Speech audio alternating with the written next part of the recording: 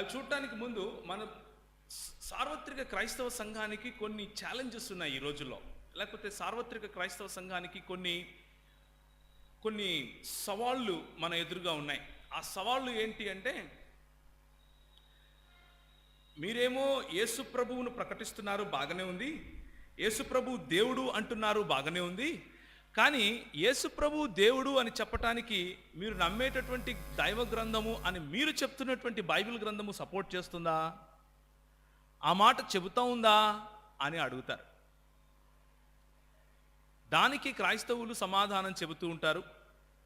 గత కొన్ని వేల సంవత్సరాలుగా ఆ మాటలు చెబుతూనే వస్తున్నారు. అయితే ఇంకొన్ని సమస్యలు కూడా ఉన్నాయి క్రైస్తవులకు. ఏంటంటే, और कुछ समस्याएं भी हैं. क्या है वो? యేసు ప్రభు సిలువలో మరణించాడు, సిలువపై మరణించాడు అని బైబిల్ గ్రంథం చెబుతున్నట్లుగా మీరు ప్రకటిస్తున్నారు. సువార్త సభలు పెడుతున్నారు. అందులో యేసు ప్రభు నీ పాపం కోసం, నా పాపం కోసం చనిపోయాడు అని చెబుతున్నారు. అది ఎంతమాత్రం సత్యం అని ప్రశ్నిస్తారు. आप सब कहते हैं कि यीशु मसीह सलीब पर वो उनका मौत हो गया और तीसरे दिन जी उठे. कैसे मालूम आपको? बाइबल कहती है नहीं मरा. द बाइबल सेज, బైబిల్ అంటుంది ఆయన చనిపోలేదు. లేకపోతే బైబిల్ తర్వాత వచ్చినటువంటి ఇంకొక దైవ గ్రంథంగా చెప్పుకునేటటువంటి ఇంకొక పుస్తకము ఆయన చనిపోలేదు అని చెబుతా ఉంది. అలాంటప్పుడు ఆయన చనిపోయాడు అని ఎలా మీరు అంటున్నారు అన్న ప్రశ్న. ఇలాంటి ప్రశ్నలు వేస్తూ క్రైస్తవులను మభ్యపెట్టే ప్రయత్నం చేస్తూ ఉంటారు కొంతమంది. క్రైస్తవులు ఇలాంటి ప్రశ్నలకు సమాధానం చెప్పాలి అని చెప్పి వారిని కార్నర్ చేసే ప్రయత్నం చేస్తూ ఉంటారు. వారిని ఒక రకమైనటువంటి భేదాభిప్రాయాలకు గురి చేసే ప్రయత్నం చేస్తూ ఉంటారు.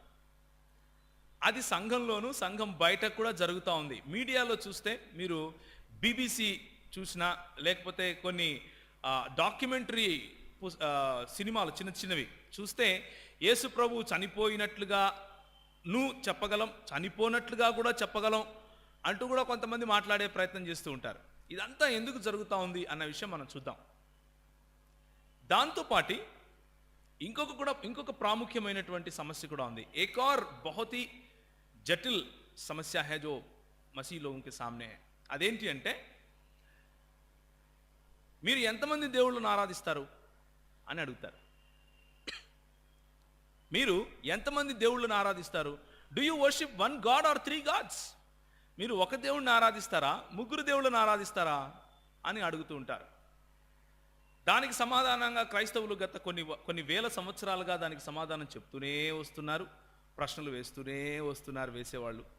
అయితే సోంపేటలో ఉన్నటువంటి సంఘము ముందుకొచ్చి ఇలాంటి ప్రశ్నలు ఉన్నప్పటికీ యేసుక్రీస్తు పట్ల ఉన్నటువంటి మా విశ్వాసం, जो विश्वास हमारे प्रभु यीशु मसीह के ऊपर है, वो विश्वास इन समस्याओं से ज़्यादा मजबूत है. ఈ ప్రశ్నల కంటే చాలా బలమైంది నా విశ్వాసం అని చెప్పడానికి చేస్తున్నటువంటి ఈ ప్రయత్నము చాలా ఈరోజు ఉన్నటువంటి సమయంలో, ఈరోజు క్రైస్తవ విశ్వాసము, క్రైస్తవ సంఘము ఎలాంటి పరిస్థితులు గుండా వెళుతుందో ఆ పరిస్థితులలో ఈ సోంపేట సంఘము, ముఖ్యంగా పాస్టర్ అబ్రహాం గారు చేసేటటువంటి ఈ ప్రయత్నము చాలా మెచ్చుకోదగింది, ప్రభువు ఆశీర్వదించదగింది. ప్రభువు ఆశీర్వదిస్తున్నాడు, ప్రభు సన్నిధి మన మధ్య ఉన్నది అన్న విషయము మనకు వచ్చినటువంటి ఈ తలంపులోనే ఉంది అని నేను విశ్వసించి ఈ సంఘానికి శుభములు తెలియజేసుకుంటున్నాను. అదేవిధంగా చేరి వచ్చినటువంటి ప్రతి ఒక్క పాస్టర్ గారు, లీడర్స్, సంఘ పెద్దలు दूर दूर के जगहों से आए हैं, जो हिंदी ही बोलते हैं फिर भी सीखने के लिए आए हैं, जो पासबान हैं, मसीह कलीसिया के अगुवे हैं, उन सबके लिए भी मैं शुक्रगुजार हूँ. और मैं आपको कहता हूँ कि आप परमेश्वर के राह पर हैं. దేవుని యొక్క మార్గంలో మీరు ఉన్నారు కాబట్టే ఇలాంటివి కోరుకుని మీరు ముందుకు వస్తారు అని నేను దృఢంగా నమ్మి మీకు శుభములు తెలియజేసుకుంటున్నాను. మూడవదిగా, సంఘస్థులు అయినటువంటి సోంపేట సంఘస్థులు మీకు ఎన్నో పనులుంటాయి. అయినా కానీ సమయానికి 10 గంటలకు మీరు రావటం, ప్రభు దగ్గర వచ్చి నేర్చుకోవాలి అని అనుకోవటం, యవనస్తులు పాటలు పాడి అందరినీ ప్రభు యొక్క వాక్యం కొరకు సిద్ధపరచడం, ఇదంతా కూడా గమనిస్తున్నప్పుడు నాకు చాలా సంతోషంగా ఉంది. మీరు చేస్తున్నందుకు చాలా చాలా వందనాలు తెలియజేసుకుంటున్నాను. అదేవిధంగా అయ్యగారు చక్కగా పాటలు పాడుతారు. నేను లోపల ఉన్నప్పుడు కొన్ని పాటలు పాడుతున్నారు. ఫస్ట్ 2 పాటలు చాలా రోజుల తర్వాత క్వాలిటీ సింగింగ్ విన్నాను అని అనిపించింది. ఈ మధ్య పాటలు అంటే అరుపులు ఎక్కువ ఉంటాయి. కానీ అయ్యగారు చాలా చక్కగా పాడుతున్నారు. చాలా నాకు సంతోషం అనిపించింది. నేను రవీంద్ర అన్న మాట్లాడుకుంటున్నాం, ఇట్లాంటి క్వాలిటీ సింగింగ్ విని చాలా రోజులు అయిపోయింది అని. సో ఇదంతా కూడా దేవుడు మన కొరకు నిర్ణయించినటువంటి ఒక మంచి సద్వినియోగపరచుకోదగినటువంటి ఒక మంచి సమయంగా నేను భావిస్తున్నాను. This is a very good time for us to utilize it well and to learn from the word of God. దేవుని యొక్క వాక్యంలో నుంచి నేర్చుకోవటానికి ఒక మంచి సద్వినియోగపరచుకునే ఒక మంచి సమయము అని నేను విశ్వసిస్తున్నాను. మరి ముందుకు వెళ్ళటానికి ముందు నేను ఒక మాట చెప్పి ముందుకు వెళ్తాను. ఇది మనస్ఫూర్తిగా కేవలం మీ ముందు తగ్గించుకోవటం కోసము, ఏదో డ్రామాలు వేయటం కోసం ఈ మాట చెప్పట్లేదు. నిజం చెప్పాలి అంటే మనస్ఫూర్తిగా చెప్తున్నాను. ఏంటి అంటే, వచ్చిన పెద్దలలో ఉన్నటువంటి, లేకపోతే కూర్చున్నటువంటి వేదికను అలంకరించిన పాస్టర్ గారు కానీ, ఇక్కడ కూర్చున్నటువంటి అయ్యగారులు కానీ, ఇక్కడ కూర్చున్నటువంటి పెద్దలు కానీ, వీళ్ళకి తెలియని విషయాలు నేనేం చెప్పట్లేదు. I'm not going to speak anything that you don't know. Trust me. మీకు తెలియని ఈ 66 పుస్తకాలు ఉన్నటువంటి బైబిల్ గ్రంథంలో, ఈ 66 పుస్తకాలు ఉన్నటువంటి బైబిల్ గ్రంథంలో నుండి మీకు తెలియని కొత్త విషయాన్ని నేనేం చెప్పను, నాకు రాదు కూడా. నేనేం చెప్పబోతున్నాను అంటే, మీకు తెలిసినవే, సంఘముగా మీరు నేర్పించినవే, जिन बातों को कलीसिया के रूप में आपने हमें समझाया, आप जो मसीही कलीसिया पूरे विश्व भर में है, वो कलीसिया हमें जो सिखाई है, ఏవైతే నేర్పించారో उन चीज़ों को ही आपके सामने में दोहराने की कोशिश करूँगा. మీరు నేర్పించినవి లేచి నిలబడుకొని తిరిగి వల్లె వేసే ప్రయత్నం చేస్తాను. ఉదాహరణకు, ఒక లెక్కల టీచర్ ఉన్నాడు అనుకోండి, ఎవరైనా పిలిచి ఒరే రెండెక్కని చెప్పురా అంటే, ఒక అబ్బాయి రెండెక్కని చెప్తాడు. 2 1 2, 2 2 4, 2 3 6. అది వాడి గొప్పతనమా, టీచర్ గారి గొప్పతనమా? టీచర్ నేర్పించాడు కాబట్టి వాడు చెప్తున్నాడు. టీచర్ నేర్పించుకుంటే వాడు చెప్పేవాడు కాదు. అలాగే దేవుడు సంఘమును మిమ్ముని వాడుకొని నేర్పించినటువంటి మాటలు, దేవుని వాక్యంలో ఉన్నటువంటి 66 పుస్తకాల్లో ఉన్నటువంటి సత్యాన్ని మాత్రమే మీ ముందు కొత్తదేదో సంపాదించుకుని నేను చెప్పట్లేదు. మీరు నేర్పించిందే తిరిగి మీ ముందు వల్లవేసే ప్రయత్నం చేస్తాను. ఇది నా మనసులో నుంచి చెప్తున్నటువంటి మాట. Not to falsely humble my self, but truly I believe this. And I'm not going to speak anything knew that you don't know. కానీ దేవుని వాక్య ప్రత్యక్షతలో ఉన్నటువంటి కొన్ని విషయాలు మీ దగ్గరికి క్రొత్తగా రావచ్చు.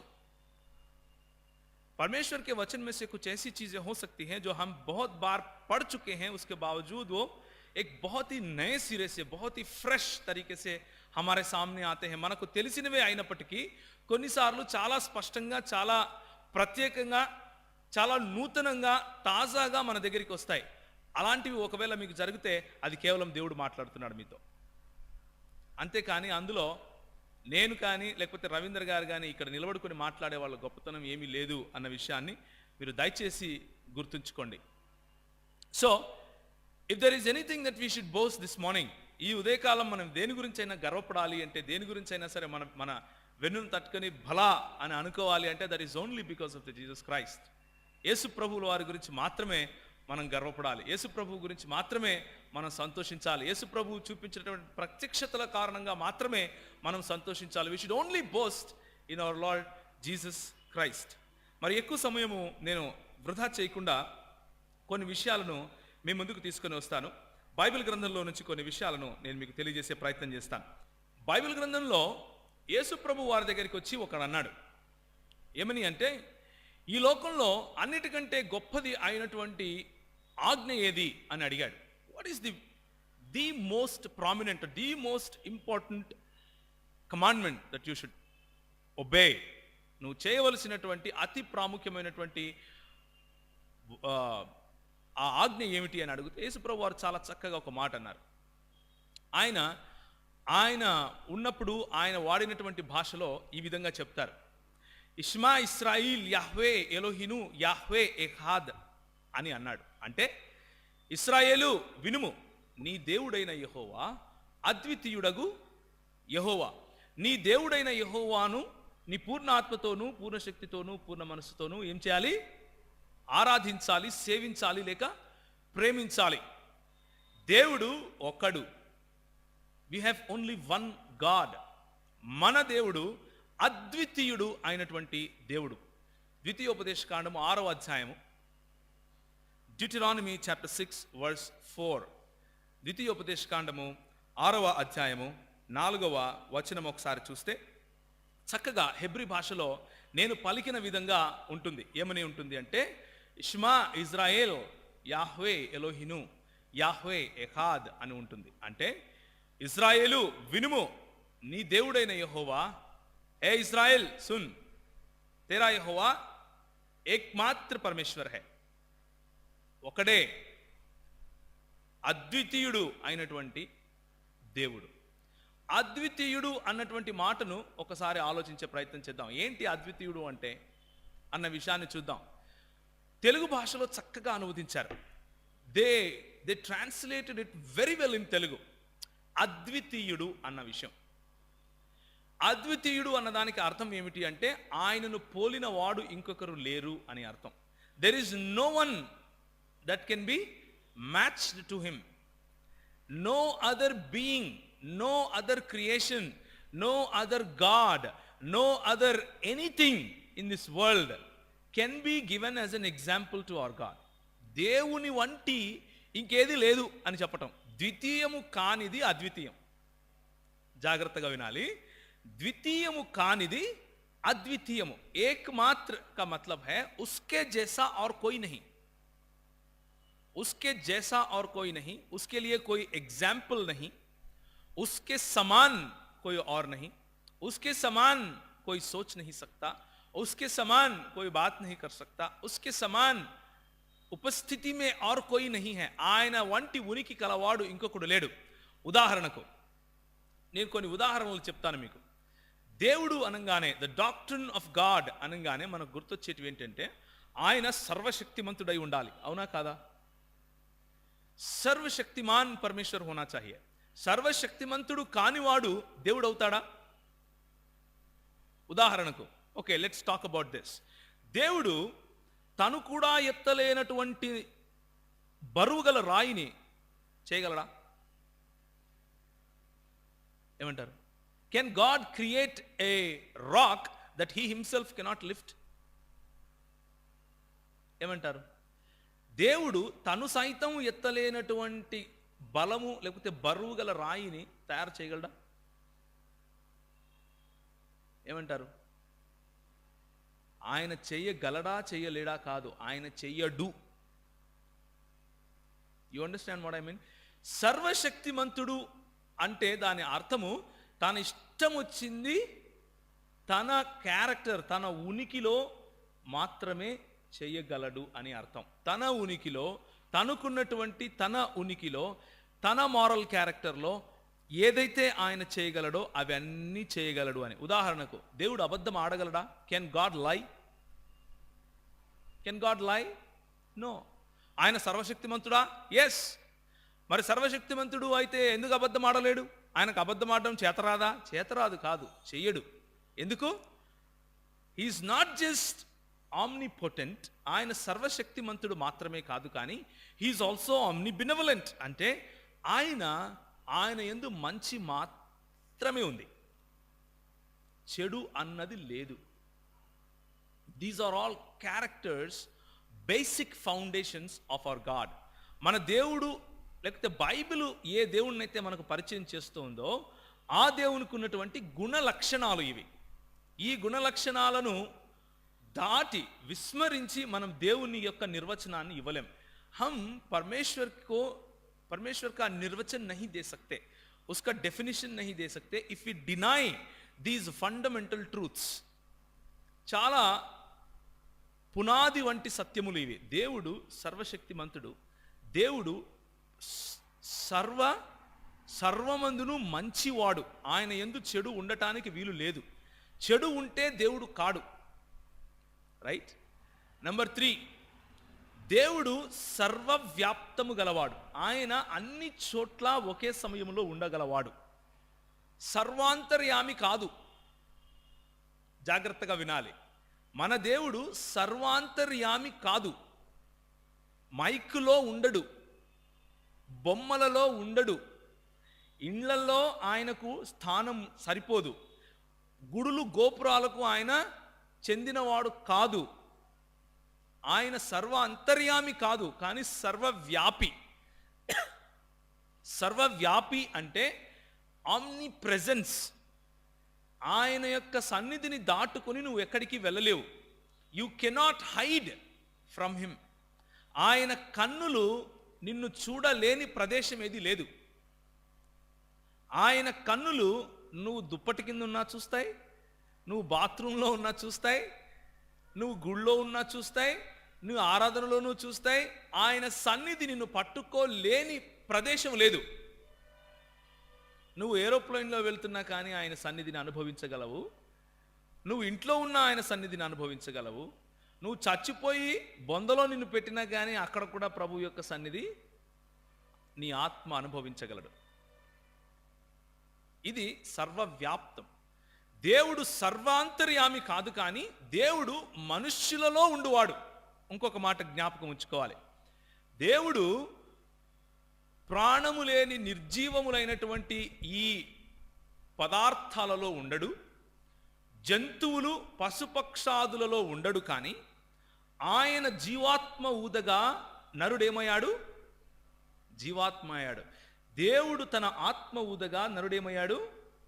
జీవాత్మ అయ్యాడు. ఆ జీవాత్మ అయినటువంటి మనిషిలో మాత్రం ఉండగలడు. ఆయన ఉంటాడు. ఎందుకు అంటే he wanted it like that. ప్రభువు మనలో ఉండగలడు, ఆయన ఉంటాడు. యోహన్నా రచిత సుసమాచార్, యోహాను రాసిన సువార్తలో ఏమంటాడు అంటే, you don't have to look at it right now.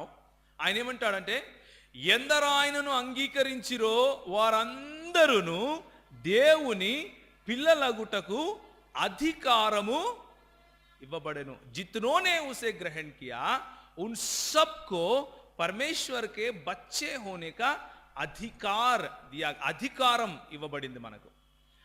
మనము ఆయనను అంగీకరించిన వెంటనే me and my father will come in to you and dwell in your heart. నేనును నా తండ్రియు వచ్చి మీ హృదయములలో మేము నివసిస్తాము. We will dwell in your heart అని ప్రభువారు, యేసు ప్రభువారు సాక్ష్యం ఇచ్చారు. నేను ఇక్కడ నుంచి వెళ్ళిపోవటం, యోహాను సువార్త 14వ అధ్యాయము, యోహాను సువార్త 16వ అధ్యాయము, chapter 14 and chapter 16, where it talks about the Holy Spirit God. पवित्र आत्मा के बारे में जहां पर जिक्र होती है, वहां पर ऐसा कहा गया है कि నేను ఇక్కడ నుంచి వెళ్ళిపోవటం మీకు మంచిది. ఎందుకు మంచిదో తెలుసా? నేను వెళ్ళిపోతే ఏ ఆత్మ వస్తాడు? ఆదరణకర్త, వేరొక ఆదరణకర్త వచ్చి మీలో నిత్యము ఉంటాడు. He will be with you and he will be in you నిత్యము, forever. As long as you reach the heaven, even after you reach the heaven, he will still be with you. So మన దేవుడు సర్వవ్యాపి అయ్యున్న దేవుడు. ఆ తరువాత మన దేవుడు ప్రేమామయుడు, ఆయన ప్రేమ గలవాడు. ఇవన్నీ నేను ఎందుకు చెప్తున్నాను అంటే, once we understand the nature and the character of our God, మన దేవుని యొక్క గుణ లక్షణాలను మనం తెలుసుకున్నప్పుడు, ఆయన గుణాన్ని, ఆయన లక్షణాలను తెలుసుకున్నప్పుడు, ఆయనను వంటి వాడు ఉండటానికి వీలు లేదు అని నేను ఎందుకు చెప్తున్నానో మీకు అర్థమవుతుంది.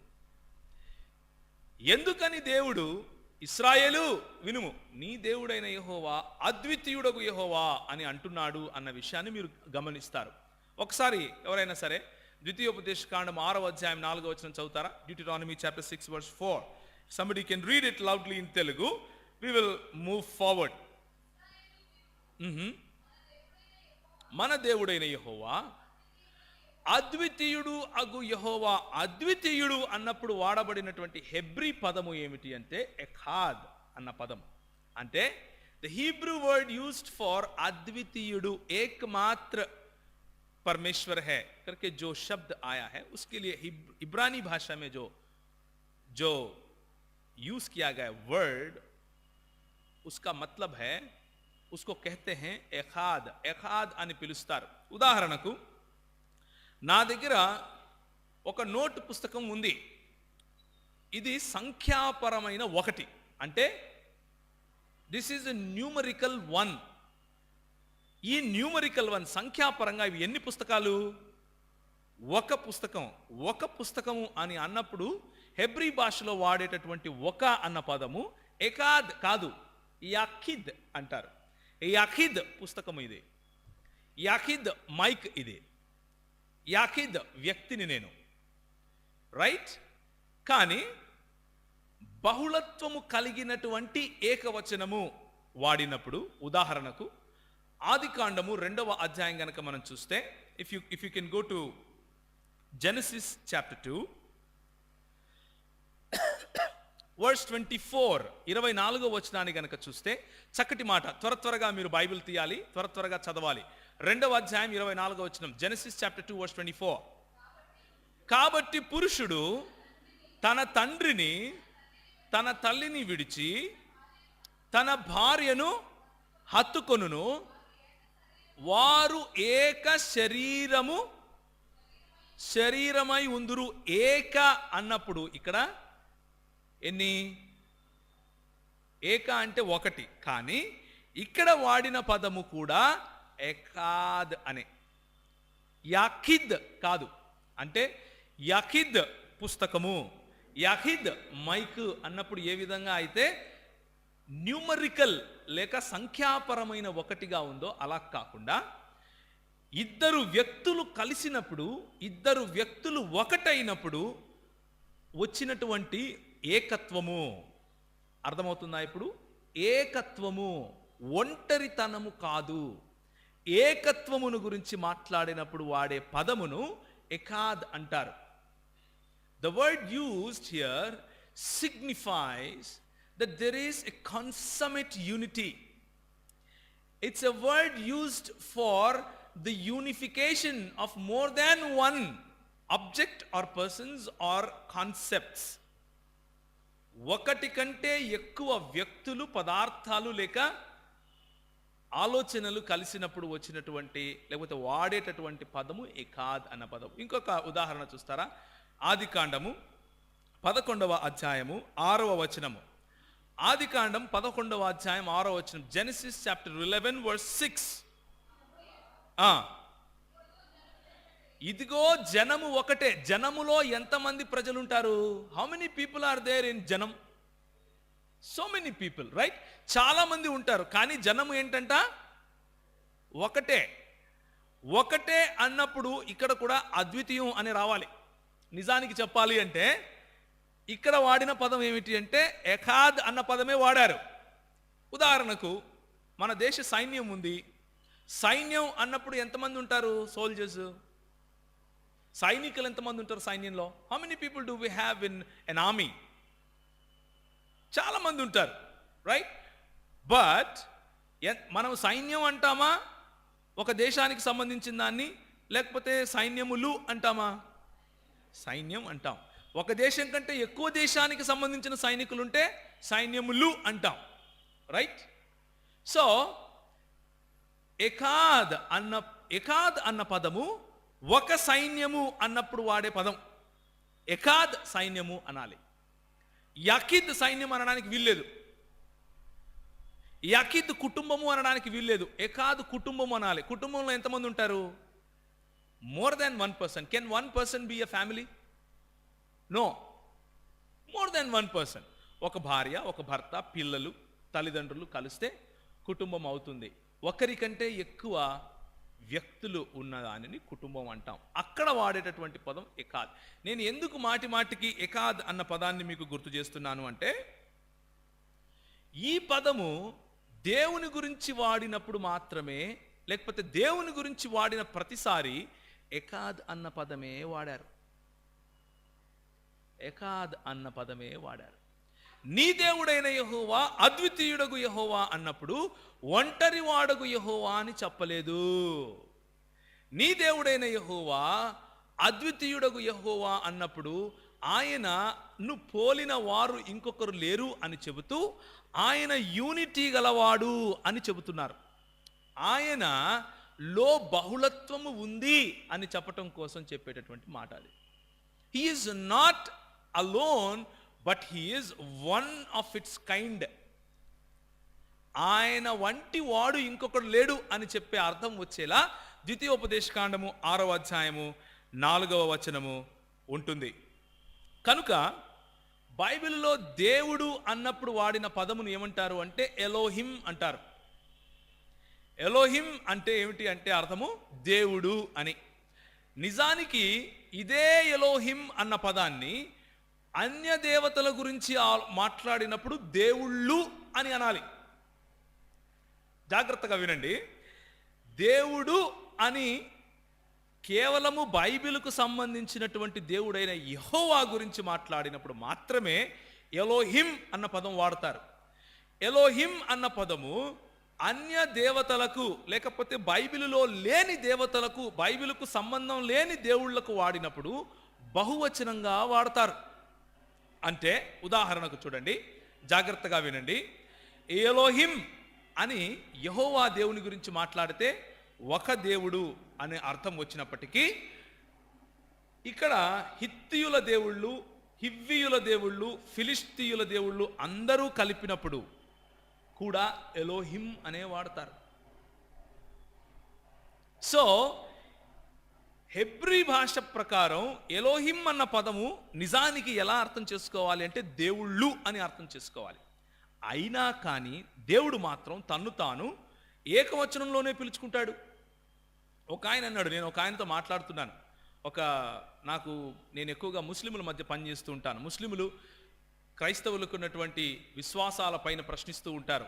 बहुत सारे मुसलमान भाई हमारे जो हैं वो हमसे पूछते रहते हैं, क्यों ऐसे हैं, क्यों तुम कितने ईश्वरों को मानते हो, एक अल्लाह को मानते हो, तीन अल्लाह को मानते हो, कि क्या है ऐसा कर. నేను వాళ్ళకి సమాధానం చెప్తూ ఉంటాను. నాకు ఇదే పని పొద్దు నుంచి సాయంత్రం వరకు. కాబట్టి వాళ్ళు నన్ను అడిగే ప్రశ్నలకు నేను సమాధానం చెప్పాలి కదా. వాళ్ళు ఏమని ప్రశ్న అడుగుతారు అంటే, అది బాగానే ఉంది కానీ మరి దేవుడు ఏ విధంగా ఒకడవుతాడు, దేవుడు ఒక్కడు అయినప్పుడు ముగ్గురు ఎలా అవుతారు, ముగ్గురు అయినప్పుడు, ఇలాంటి తలతిక ప్రశ్నలు వేసే ప్రయత్నం చేస్తూ ఉంటారు. అయితే మీరు ముగ్గురు దేవుళ్ళను ఆరాధిస్తారా? నో. నేను అన్నాను, ఆయన అన్నాడు ఆదికాండం 1:26 ఎవరైనా చూస్తారా? ఆదికాండం 1:26 జెనసిస్ చాప్టర్ 1:26. అక్కడ ఏముంటుంది అంటే, దేవుడు మన స్వరూపమందు మన పోలిక చొప్పున నరులను చేయుదుము అని అన్నాడు అని నేను చెప్పాను ఒకసారి. I told my Muslim friend that see God said in our likeness we will make the man, or we will make human beings అని అన్నప్పుడు what is ours, then he said like this. ఆయన ఇలా అన్నాడు, మన పోలిక చొప్పున అని ప్రభు అంటున్నాడు కదా, మరి మన అన్నప్పుడు ఎంతమంది ఉన్నారు, బైబిల్ ఏం చెప్తుంది అని అడిగితే ఆయన అంటాడు, అరే భయ్ ఐసా నయ్యే, అట్లా కాదు. ఇప్పుడు రాజు ఉన్నాడు అనుకోండి, రాజుకు ఆకలైంది అనుకోండి, ఏం చెప్తాడు, హమే భూక్ లగ్ రహా హై అంటాడు. వాట్ డస్ హి సే? మేము ఆకలి కొని ఉన్నాము అంటాడు. సో అది రాజుల భాష అన్నాడు నాతో. అబ్బా అవునా, నేను ఆలోచించాను, అవునా దేవుడు ఇలా మాట్లాడతాడా, does God speak like this అని అనుకున్నాను. దేవుడు రండి మన పోలిక చొప్పున నరులను చేసుకుందాము అని అన్నప్పుడు ఆయన ఒకవేళ రాజులు మాట్లాడినట్లుగా మాట్లాడుతున్నాడేమో అని అనుకొని డబుల్ చెక్ చేసుకుందాము అని అనుకొని డబుల్ చెక్ చేశాను. ఏంటి, does our God really speak like that? గౌరవార్థకంగా మాట్లాడుకునే మాటేనా ఇది అని ఆలోచిస్తూ ఒక మాట చూశాను. చూడండి, నిర్గమాకాండం 11:9. Exodus chapter 11:9. నిర్గమన్ కా కితాబ్ 11:9 చదవమ్మా.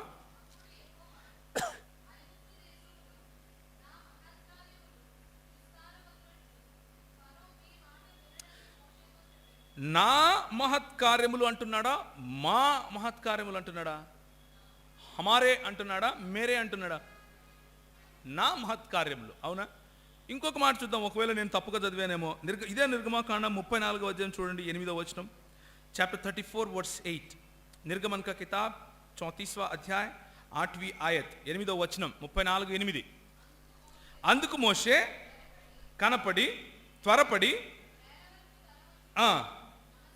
నమస్కారం చేసి, ప్రభువా నా మీద నీకు. మోషే ఎలా మాట్లాడుతున్నాడు? ప్రవక్త అయిన మోషే నా మీద అంటూ ఏకవచనం ప్రయోగిస్తున్నాడు తన పైన తనకు. దేవునితో ఎలా మాట్లాడుతున్నాడు? దేవునితో కూడా ఏకవచనమే ప్రయోగిస్తూ నీకు అంటున్నాడు. మీకు అంటున్నాడా? ఏమంటారు? మన బైబిల్లో అయితే అలా లేదు. నీకు కటాక్షము కలిగిన ఎడల నా మనవిని ఆలకించుము, దయచేసి నా ప్రభువు. ఎవరి ప్రభువు? మా ప్రభువా నా ప్రభువా? నేను ఇలా అడిగాను, మరి ఈ దేవుడు ఎప్పుడు ఇలా మాట్లాడలేదే? క్రియేషన్, మానవులను చేసుకునే సమయంలో మాత్రమే మాట్లాడాడు. రెండవదిగా బాబేలు గోపురాన్ని కూల్చే సమయంలో మాత్రమే మాట్లాడాడు. బాబేలు గోపురాన్ని కూల్చే సమయంలో మాత్రమే రండి దిగిపోయి వీరి భాషలను తారుమారు చేద్దాం అన్నాడు. ఆ 2 సార్లు తప్ప ప్రభువు ఆ విధంగా తన్ను తాను పిలుచుకోలేదు. ఎందుకని మానవులను మన స్వరూపమున మన పోలిక చొప్పున అని అన్నాడు? ఆయనలో బహుళత్వము లేకపోతే దేవదూతల స్వరూపంలో మనల్ని చేశాడా? పోనీ అక్కడ జీవులు ఉన్నారు, జీవుల స్వరూపంలో చేశాడా? పోనీ ఇంకెవరి స్వరూపంలోనే చేశాడా దేవుడు తప్ప? నో. మనము కేవలము దేవుని స్వరూపంలో ఉన్నప్పుడు ఆయన మా లేకపోతే మన అని ఎవరితో చెప్తున్నాడు అని ప్రశ్నించినప్పుడు సమాధానం లేకుండా పోయింది. ఆయన చెప్పిన ఒకే ఏంటంటే, రాజుల బాట భై, राजाओं के भाषा है ये. राजा और चक्रवर्ती जो बड़े बड़े लोग होते हैं ऐसे ही बात करते. अच्छा, हम देखते दाऊद ऐसी बात की क्या? दावीद ఇలా మాట్లాడు. దావీదు రాజేనా? దావీదుకు ఆకలి అయితే హమ్మే భూక్ లగా అన్నాడా? చూద్దాం ఒకసారి. దావీదు రాసిన కీర్తనలు 10వ అధ్యాయం.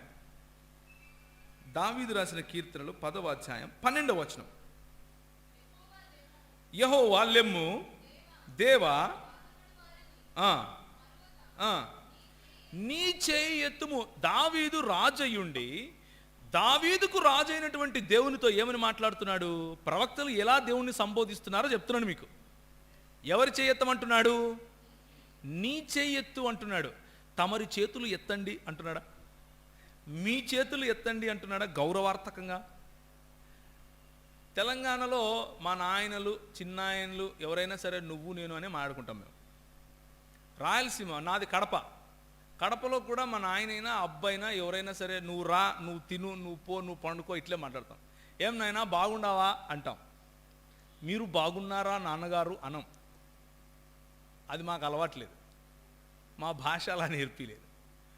కాబట్టి తెలుగు భాషలో ఉండే సంస్కృతి తీసుకుని వచ్చి దేవుని పైన రుద్దాల్సిన అవసరం లేదు. ఉర్దూ భాషలో ఉండే సంస్కృతి తీసుకుని వచ్చి బైబిల్లో ఉన్న దేవుని పైన రుద్దే అవసరం లేదు. అరబీ భాషలో ఉన్న సంస్కృతిని తీసుకుని వచ్చి దేవుని పైన రుద్దే అవసరం ఎంత మాత్రం లేదు. ఏ భాష సంస్కృతి రుద్దాలి? ఏ భాషలో అయితే బైబిల్ వ్రాయబడి ఉందో ఆ భాష సంస్కృతి రుద్దాలి. ఏ భాషలో బైబిల్ గ్రంథం రాశారు? పాత నిబంధన గ్రంథం హెబ్రీ మరియు అరమాయిక్ భాషలలో రాశారు. హెబ్రీ భాష మాట్లాడే దావీదు, वो दाऊद जो इब्रानी भाषा बोलता है वो किस तरह से प्रभु से बात कर रहा है? वो ఆయన ఎలా మాట్లాడుతున్నాడు? నీ చేయి అంటున్నాడు, మీ చేయి అంటున్నాడా? అనటం లేదు.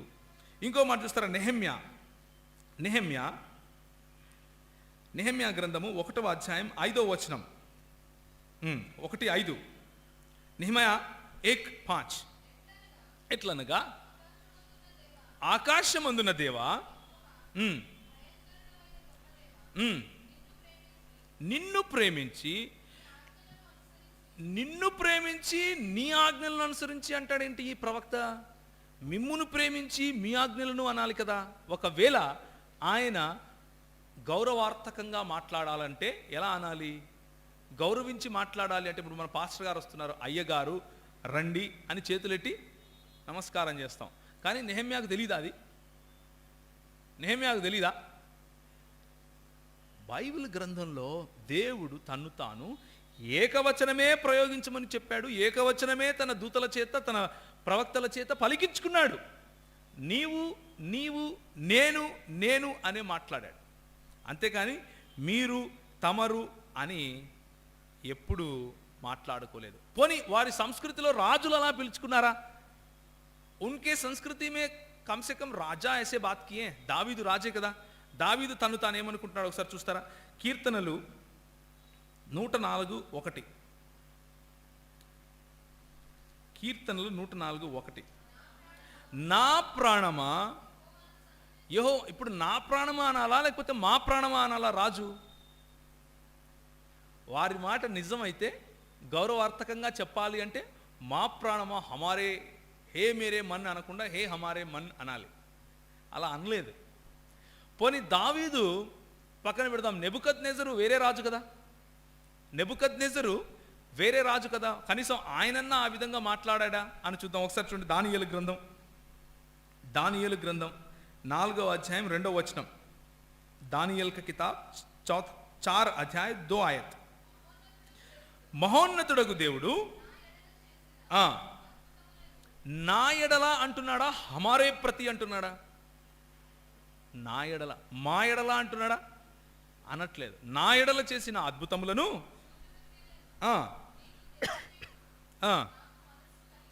నాకు మనసు కలిగెను. ఇప్పుడు ఈ నేపథ్యంలో first thing we understood is, మొట్టమొదటిగా మనం ఏమర్థం చేసుకున్నామంటే, దేవుడు యాహ్వే ఎలోహిను, యాహ్వే ఎఖాద్ అని తను తాను గురించి చెప్పుకున్నాడు. అంటే నీ దేవుడైన యెహోవా అద్వితీయుడు అని చెప్పుకున్నాడు. 2, అద్వితీయుడు అన్న పదము కేవలము ఒంటరితనము కాకుండా ఒకరికంటే ఎక్కువ వ్యక్తులు లేక పదార్థాలు కలిసినప్పుడు వచ్చినటువంటి ఏకత్వము గురించి మాట్లాడుతూ ఉంది అని చూసాం. 3, దేవుడు తన్ను తాను సృష్టి కార్యంలో, మానవులను సృష్టించే సమయంలో బహుళత్వముతో కూడినట్లుగా తన్ను తాను ఉచ్చరించాడు అని చూసాం. తన్ను తాను బహుళత్వంలో మాట్లాడుకున్నటువంటి దేవుడు ఒకవేళ గౌరవార్థకంగా మాట్లాడుకుంటున్నాడేమో అని అనుకుని దావీదును, నెహెమ్యాను, నెబుకద్నెజరును, దానియేలు గ్రంథంను చూసాం. చూస్తే ఏమర్థమైంది? రాజులు కానీ ప్రవక్తలు కానీ దేవుణ్ణి అలా పిలవలేదు, వాళ్ళని వాళ్ళు కూడా అలా పిలుచుకోలేదు. కాబట్టి వారి సంస్కృతిలో గౌరవార్థకమైనటువంటి మేము అన్నటువంటి పదాలే లేవు అని చూసాం. 5, ఇప్పుడు జాగ్రత్తగా చూడండి, డ్యూటెరానమీ ద్వితీయోపదేశకాండం 13వ అధ్యాయం 2వ వచనం. ద్వితీయోపదేశకాండము 13వ అధ్యాయము 2వ వచనం. గట్టిగా చదువుతారా? నీవు ఎరుగని ఇతర దేవతలు అన్నప్పుడు వాడిన పదము కూడా ఎలోహిం అనే ఉంటుంది. ఇక్కడ దేవతలు అన్నప్పుడు వాడిన పదము కూడా ఎలోహిం అనే ఉంటుంది. కానీ మన ప్రభు అయినటువంటి యెహోవాను గురించి మాట్లాడినప్పుడు మాత్రం ఎలోహిం అంటే కేవలం ఒక దేవుని గురించే మాట్లాడతాం, ఒక దేవుని గురించి మాత్రమే మాట్లాడతాం. So this clearly says that hour God is a unique God. మన దేవుడు అందరిలోకెల్లా కూడా అద్వితీయుడు, ఆయనను పోలిన వాడు ఇంకొకడు లేడు. దట్స్ వై మోసెస్ సింగ్స్, మోషే ప్రార్థన చేస్తూ వీరందరినీ విమోచించిన తర్వాత, ఎర్ర సముద్రం దాటిన తర్వాత అంటాడు, వేల్పులలో నీకు ఏమంటాడు? సముడు ఎవరైనా ఉన్నారా వేల్పులలో? ఎవ్వరూ లేరు. There is no one no one like unto you O God. No one, ఎవరూ లేరు. ఎందుకంటే మిగిలిన వాళ్ళందరూ ఒక దేవుడు అయితే ఒక వ్యక్తే. మన దేవుడు ఒక దేవుడు అయినప్పటికీ బహుళత్వము కలవాడు.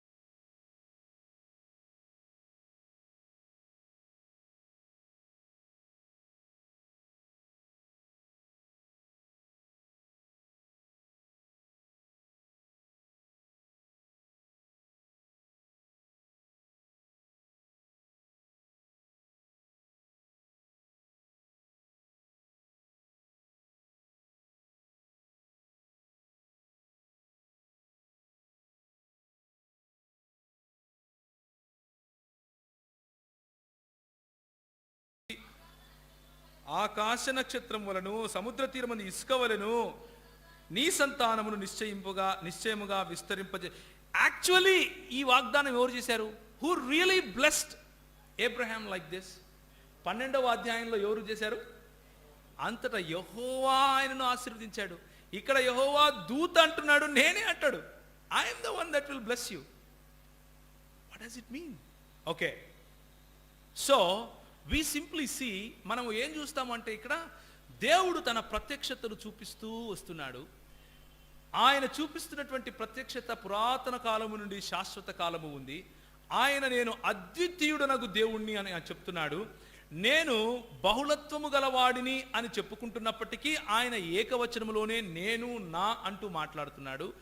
ఆయన చూపిస్తున్నటువంటి ప్రత్యక్షతలు ఎలా ఉన్నాయి అన్న విషయం మనం చూస్తే, ఆయన ఎక్కడో కొంచెము మసకమసకగా మనకు అర్థమైనట్లుగా యెహోవా దూతనే యెహోవాగా మాట్లాడతాడు, యెహోవా దూతనే యెహోవా ఆశీర్వదించినట్లుగా ఆశీర్వదిస్తాడు, యెహోవా దూతనే యెహోవా మాదిరిగా పలుకుతాడు ఏంటి అని మనకు తెలుస్తూ ఉంది ఇక్కడ.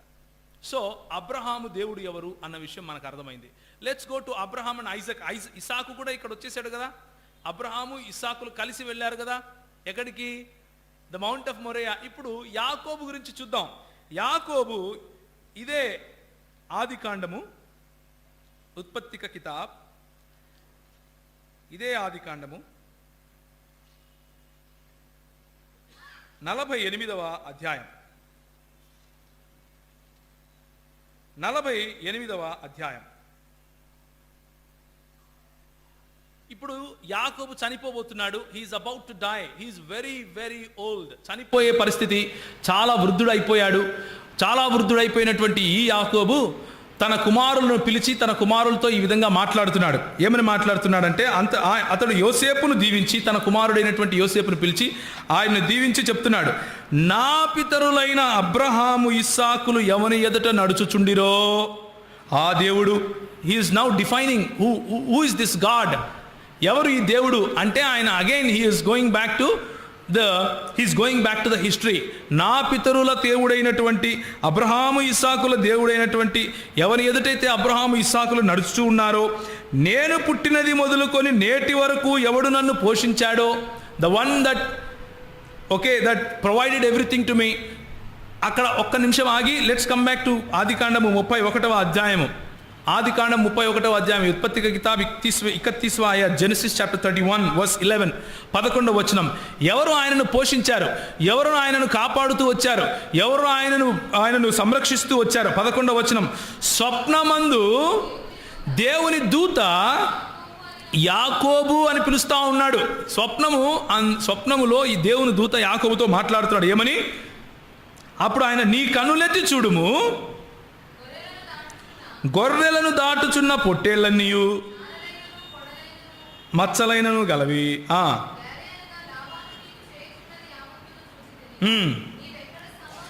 నీవు ఎక్కడ స్తంభము మీద నూనె పోసితివో, ఎక్కడ నాకు మొక్కుబడి చేసితివో ఆ బేతేలు దేవుణ్ణి నేనే అని ఎవరు మాట్లాడుతున్నారమ్మా? యెహోవా దూత మాట్లాడుతున్నాడు. The angel of the Lord is identifying himself as, I am the Lord where you put the oil. I am the God of Bethel. నేనే బేతేలు దేవుణ్ణి ఎక్కడైతే నువ్వు నూనె పోసావో. And Jacob understands it. యాకోబు దాన్ని అర్థం చేసుకుంటాడు. Jacob gets the revolution. Oh, this is the God that has been revealing himself to me. ఈయనే అన్నమాట యెహోవా నాతో మాట్లాడుతూ వస్తున్నాడు. మళ్ళా come back to 48 verse 15, 48 verse 16. అనగా 16వ వచనం, అనగా సమస్తమైన కీడులలో నుండి నన్ను తప్పించిన దూత ఈ పిల్లలను ఆశీర్వదించాలి. నా మనకున్న మబ్బులు మెల్లిమెల్లిగా విడిపోతున్నాయి కదా. Jacob puts the nail on the coffin. ఆ ఆఖరి చీల కొట్టేస్తాడు. ఏమని? ఎవరయ్యా నన్ను ఆశీర్వదించింది? ఎవరి ముందైతే నా తండ్రులు అబ్రహాము ఇస్సాకు నడిచారో ఆ దేవుడు నా పిల్లల్ని ఆశీర్వదించాలి. ఎవరనుకుంటున్నావు ఆ దేవుడు? ఎవడైతే నన్ను సమస్త కీడుల నుంచి కాపాడాడో ఆ దేవుడు. ఎవరు ఆ దేవుడు తెలుసా? నేను బేతేలు దగ్గరికి వెళ్ళి నూనె పోసాను, ఆ దేవుడు. ఎవరు ఆ దేవుడు తెలుసా? సమస్త కీడుల నుండి నన్ను కాపాడిన దూత. ఈ పిల్లలను ఆశీర్వదించాలి. పురాతన కాలము నుండి శాశ్వత కాలము తన ప్రత్యక్షతలు చూపిస్తూ వస్తున్నటువంటి యెహోవా దూత. Now we see that our God has been revealing himself in different forms and different times, in different ways. మోషే దగ్గరికి మళ్ళీ వెళదాం. ఏమయ్యా మోషే, ఇంకా ఏమైనా కనిపించాడా నీకు? ఇంకా ఏ విధంగా అయినా కనిపించాడా అంటే దెన్ మోషే చెప్తాడు, పగటిలో అగ్నిస్తంభముగాను, క్షమించండి, పగటిలో మేఘస్తంభముగాను, రాత్రి యందు అగ్నిస్తంభముగాను మమ్మల్ని ఎవడు విడిపించాడు. He is the one that was directing us as a pillar of cloud in the morning and as pillar of what? Fire in the night. పగటిలో మేఘస్తంభముగాను, రాత్రి యందు అగ్నిస్తంభముగాను మాకు దాహమైంది. We were thirsty and the rock that gave us water was none other than the revelation of God himself. మేము దాహం కొలిగితే మాకు ఎక్కడి నుంచి ఇచ్చాడు? బండలో నుంచి నీళ్ళు ఇచ్చాడు. ఆ బండ మేము కనాను దేశానికి ప్రవేశించేంత వరకు మమ్మల్ని వెంబడిస్తూ వచ్చింది. ద హెసెక్ ఆఫ్ గాడ్, దేవుని యొక్క ఉపస్థితి, దేవుని యొక్క సన్నిధిగా ఆయన తను తాను ప్రత్యక్షపరచుకున్నాడు. ఆయన ప్రత్యక్షతలు చూడండి. Look at the revolutions of God. This is called christophany, this is called theophany. దేవుని యొక్క ప్రత్యక్షత ఎన్ని రకాలుగా ఆయన తన ప్రజలకు చూపిస్తూనే వస్తున్నాడు. Let's come back to Isaiah 48. యెషయా గ్రంథం 48వ అధ్యాయం. What a wonderful verse it is. Now you look at it. Isaiah 48. ఆది నుండి నేను రహస్యముగా మాట్లాడిన వాడిని కాను. Do you understand now that he never spoke to us in secret. ఆయన రహస్యంగా ఏం మాట్లాడలేదు. He showed himself as what? The angel of the Lord. He showed himself as the rock that gave us the water. He showed himself as the fire. He showed himself as the cloud. He showed himself as what not. ఎన్ని రకాలుగా కావాలంటే అన్ని రకాలుగా ఆయన తన ప్రత్యక్షతను చూపిస్తూ వచ్చాడు. పగటిలో మేఘస్తంభం, రాత్రిలో అగ్నిస్తంభం, జలమిచ్చే రాయి కదా, దేవుని యొక్క సన్నిధి, దేవుని యొక్క మహిమ అనే మేఘము, the shekinah glory of God. What not? The angel of the Lord. దేవుని యొక్క దూతగా ఆయన తన ప్రత్యక్షతలు చూపిస్తూ వచ్చాడు. ఎప్పటి నుంచి తెలుసా? ఆది నుండి నేను రహస్యముగా మాట్లాడిన వాడను కాను, అది పుట్టిన కాలము మొదలుకొని నేను అక్కడ ఉన్నవాడను. ఏది పుట్టిన కాలం మొదలుకొని? ఆది అన్నది పుట్టక ముందు నుంచి నేను ఉన్నాను. Before the time was, I am there. You understand now? సమయము అన్నది పుట్టక ముందు నుంచి నేను ఉన్నాను అక్కడ. Even before you know the time, if you go back, ఏది ఎప్పుడు పుట్టింది అని ప్రశ్నలు వేసుకుంటూ పోతే ఆఖరిగా ఎక్కడికి వస్తావో ఫలానా రోజు అని, దానికంటే ముందు నుంచి నేను అక్కడ ఉన్నాను. Now come back to the character of God, the nature of God. Our God is beyond the time, the space and matter. మన ప్రభువు సమయానికి, పదార్థానికి, ప్రదేశానికి అతీతుడై ఉన్నాడు. He don't need a time to say that I was and I will be like this and I am like this today. నేను ఈరోజు ఇలా ఉన్నాను, నిన్న అలా ఉండేవాడిని, రేపు అలా ఉంటాను అని చెప్పాల్సిన అవసరత మన ప్రభువుకు లేదు. ఆయన ఏమంటాడు? నిన్న నేడు నిరంతరము ఏకరీతిగా ఉన్నవాడను. I am that I am. మళ్ళీ నిర్గమకాండము 3వ అధ్యాయం. What does he say? ఆయన అడుగుతాడు, అయ్యా నేను ఏం చెప్పాలి? What should I say to the people that you are sending me to? నువ్వు పంపిస్తున్నావు, బాగానే ఉంది, వాళ్ళు నన్ను అడుగుతారు ఎవరు ఆయన అని, నేనేం చెప్పాలి? వాట్ డస్ హీ సే? నేను ఉన్నవాడను, అనువాడనే ఉన్నాను. I am that I am. I don't need a time to tell you where I was and how I was. I don't need a matter to tell you how I was and what I am. I don't need a name to tell you who called me when there was no one. ఎవరు లేనప్పుడు నన్ను ఎవరు పిలిచారయ్యా? నాకేమైనా పేరు పెట్టుకోవటానికి? Do you think somebody was Praveen ఉన్నాడా? ఓ దేవా ఇలా రా అని పిలవటానికి? Think about it. Who called God when nobody was there? సృష్టి లేనప్పుడు దేవుణ్ణి పిలవటానికి ఎవరున్నారు? ఆయనకు పేరు అవసరమా? ఆయనకు పేరు అవసరమా? ఆయనకు కాదు పేరు, మనకు అవసరం ఆయన ఎవరు తెలుసుకోవాలని. అది మనకున్న సమస్య. అందుకనే ప్రభు అంటాడు, నేను ఉన్నవాణ్ణి, I am that I am. Right now let's move forward. Judges అంటే న్యాయాధిపతులు, 2వ అధ్యాయం 1వ వచనం. చక్కటి మాట, నేను ముగిస్తాను, ఇంకొక 10 నిమిషాల్లో ముగిస్తాను. యెహోవా దూత గిల్గాలు నుండి బయలుదేరి బోకీమునకు వచ్చి, నేను మిమ్మును, యెహోవా దూత మాట్లాడుతున్నాడు. ఏమని మాట్లాడుతున్నాడు? నేను మిమ్మును ఐగుప్తులో నుండి రప్పించి మీ పితరులకు ప్రమాణము చేసిన దేశమునకు మిమ్మును చేర్చి. ఎవరు నిబంధన చేశారు? యెహోవా దూత చేశాడా? యెహోవా చేశాడా? యెహోవా దేవుడు నిబంధన చేస్తే యెహోవా దూత ఏమంటున్నాడు? నిబంధన చేసింది నేనే అంటున్నాడు. యెహోవా దేవుడు అంటున్నాడు, నా నీతిగల దక్షిణ హస్తము చేత మిమ్మల్ని రక్షించాను. యెహోవా దూత అంటాడు, నేనే మిమ్మల్ని రక్షించాను. యెహోవా అంటాడు, నేనే మిమ్మల్ని విమోచించి తిని ఫరో మనసును కఠినపరిచి మరి మిమ్మల్ని విమోచించాను. యెహోవా దూత అంటాడు, నేనే మిమ్మల్ని విమోచించుకొని తీసుకుని వచ్చాను. యెహోవా అంటాడు, నేను రెక్కల మీద మిమ్మల్ని ఒక పక్షిరాజు మోసినట్లుగా మోసుకొని తీసుకొని వచ్చానే, మర్చిపోయారా అంటాడు. యెహోవా దూత అంటాడు, నేనే మిమ్మల్ని రక్షించాను, నేనే మిమ్మల్ని మోసుకొచ్చాను. What does it mean? ఏంటి దీని అర్థం? ఇప్పుడు నౌ కమ్ టు జకరియా గ్రంథము 2వ అధ్యాయం. జకరియా చాప్టర్ 2. జకరియా గ్రంథము 2వ అధ్యాయం. చక్కటి మాట, wonderful words, wonderful passage of God. మనల్ని విమోచించడానికి, ఇశ్రాయేలును విడిపించుకోవటానికి దేవుడు చూపించినటువంటి దేవుని వాక్యంలోని చక్కటి మాట. If you have a pencil are a pen, please underline these passages from Bible. 5వ వచనం నుంచి చదవాలమ్మా 13వ వచనం వరకు. నేను దాని చుట్టూ, can a prophet be the fence of fire? ఒక ప్రవక్త అగ్ని ప్రాకారంగా ఉండగలుగుతాడా? ఒకవేళ జకరియా మాట్లాడుతున్నాడు అని అనుకుంటే ఇశ్రాయేలు దేశం చుట్టూ అగ్ని ప్రాకారంగా ఒక ప్రవక్త ఉండగలడా? ఉండలేడు, ఆయన మానవుడు కాబట్టి. నేను దాని మధ్య నివాసినై మహిమకు కారణముగా ఉందును. ఇదే. సో ఎవరు మాట్లాడుతున్నారు ఈ మాట?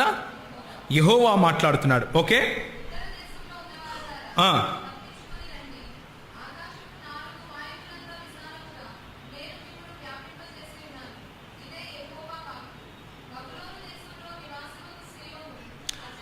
పదో వచనం చదవమ్మా డైరెక్ట్గా.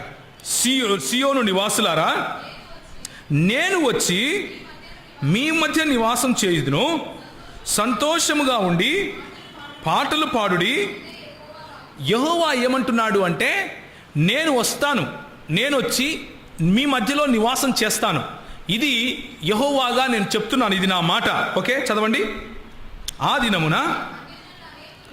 దినమున అన్యజనులు అనేకులు యెహోవాకు హత్తుకొని. వెయిట్, ఇక్కడ ఎవరు మాట్లాడుతున్నారు? Who is speaking here? యెహోవా మాట్లాడుతున్నాడు. యెహోవా మాట్లాడుతూ ఏమంటున్నాడు? యెహోవాను హత్తుకొని. ఇదేంటి? మాట్లాడే యెహోవా ఏమంటున్నాడు అంటే, నేను మీ మధ్యకు వచ్చి ఉంటాను. Jehovah who is speaking is saying, I will come amidst of you. You will embrace Jehovah and you will become my people. నేను మాట్లాడే యెహోవాను మీ మధ్యకు వస్తాను, మీరు యెహోవాను హత్తుకుంటారు. యెహోవాను హత్తుకోవడం కారణంగా మీరు నా ప్రజలు అవుతారు, నాకు జనులు అవుతారు. ఓకే, చదవండి ఇంకా ముందు. నేను మీ మధ్య నివాసము చేతును. అప్పుడు యెహోవా నన్ను మీ వద్దకు పంపి ఉన్నాడని. Jehovah that is speaking, the Lord that's speaking is saying that then you will know that the Lord has sent me. Wow, what is this? Are we seeing a Jehovah that that was sent by యెహోవా. యెహోవా చేత పంపబడిన యెహోవాను మీరు చూస్తున్నారా? That's what the word is saying. Can you continue? చదవమ్మా.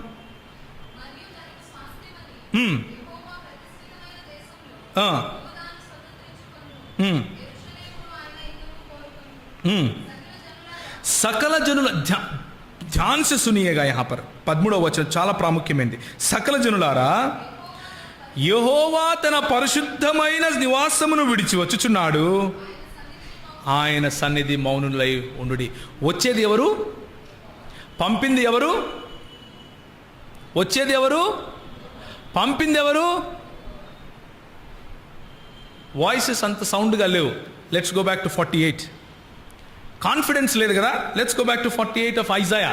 యెషయా గ్రంథం 48కి వెళ్దాం. పంపించింది యెహోవాయే, వచ్చింది యెహోవాయే, ఏంటబ్బా ఇది అన్న కాన్ఫిడెన్స్ లేకుండా మాట్లాడుతున్నట్లుగా ఉంది కదా. లెట్స్ సీ 48, 48వ అధ్యాయం Isaiah chapter 40. This is nail on the coffin. ఇది చదివితే ఇక మీకు డౌట్ ఉండడానికి వీల్లేదు. చదవండి 16వ వచనం నుండి. ఆది నుండి నేను రహస్యముగా మాట్లాడిన వాడిని కాను, అది పుట్టిన కాలము మొదలుకొని నేను అక్కడ ఉన్నవాడను, ఇప్పుడు ప్రభువగు యెహోవాయు ఆయన ఆత్మయు నన్ను పంపెను. What a great God we have. మాట్లాడుతున్నది ఎవరు ఇక్కడ? భూమికి పునాదులు వేసిన ఆయన. మాట్లాడుతున్నది ఎవరు ఇక్కడ? సమయము అన్నది లేక ముందు నుంచి ఉన్నవాడు. మాట్లాడుతున్నది ఎవరు ఇక్కడ?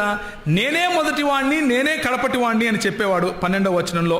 మాట్లాడుతున్నది ఎవరు ఇక్కడ? 13వ వచనంలో నా హస్తము భూమికి పునాది వేసింది. మాట్లాడుతున్నది ఎవరు ఇక్కడ? నా కుడి చెయ్యి ఆకాశ వైశాల్యములను వ్యాపింపజేసింది. నేను వాటిని పిలువగా ఒకటి కూడా తప్పకుండా అన్ని వచ్చి నిలబడతాయి. అంటే నేను సృష్టికర్తను అని చెప్తున్నాడు. I'm the one that created. And in 16th verse he says, now you will know that God Jehovah and his spirit has sent me. ఇప్పుడు మీకు తెలుసు. ఏమని తెలుసు? ప్రభువగు యెహోవాయు ఆయన ఆత్మయు నన్ను. How is it possible? పంపించే యెహోవా ఒకరు, వచ్చిన యెహోవా ఒకరు. This is what we call as the plurality in Godhead. దేవుని యందు ఉన్నటువంటి బహుళత్వము అని దీన్నే పిలుస్తాం. We will extrapolate more on this after the lunch. But in this session, ఇప్పుడు జరగబోయే సెషన్లో we will see who this person that said, నేను పురాతన కాలము నుండి శాశ్వత కాలము నా ప్రత్యక్షతలు చూపిస్తూ వస్తున్నాను అని పలికింది ఎవరు అన్నది ఈ సెషన్లో మనం చూద్దాం. నేను ఆది నుండి రహస్యంగా మాట్లాడలేదు అని చెప్పింది ఎవరు ఈ సెషన్లో చూద్దాం. ఇప్పుడు ప్రభువగు యెహోవాయు ఆయన ఆత్మయు నన్ను పంపెను అన్నది ఎవరు ఈ సెషన్లో చూద్దాం. జకర్యాలో యెహోవా తన సింహాసనమును విడిచి ఇశ్రాయేలీయుల మధ్యకు వస్తున్నాడు. ఎవరు యెహోవా? ఈ మాటను చూద్దాం.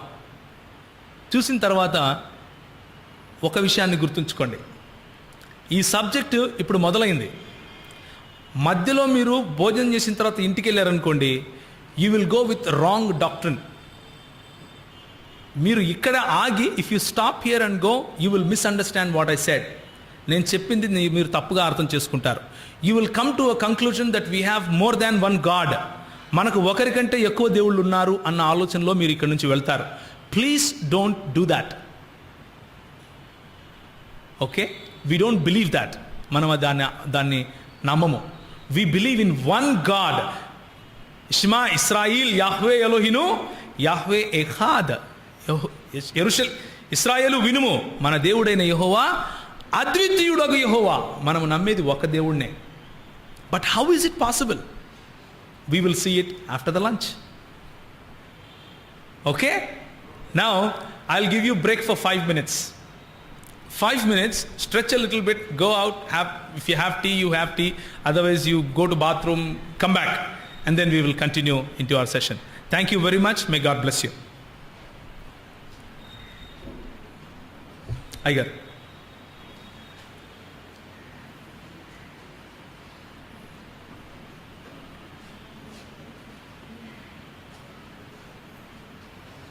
ఒక 10 నిమిషాలు మీరు మీ పనులు చూసుకోవాలని పర్మిషన్ ఇచ్చారు. సో ఒక 5 to 10 minutes మళ్ళీ మనం ఇక్కడ మీట్ అవ్వడం.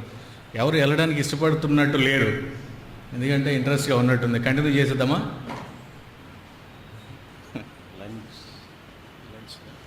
లంచ్ వరకు ఈ మధ్యన బ్రేక్ ఇద్దాం.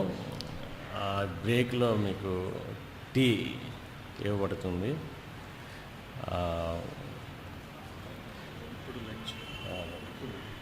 ఇప్పుడు కాదు.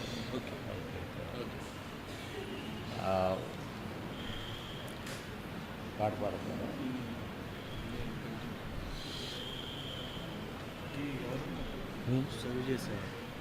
మనోళ్ళు చేస్తారు. ఇక్కడే వస్తారు. ఇక్కడికే వస్తుంది.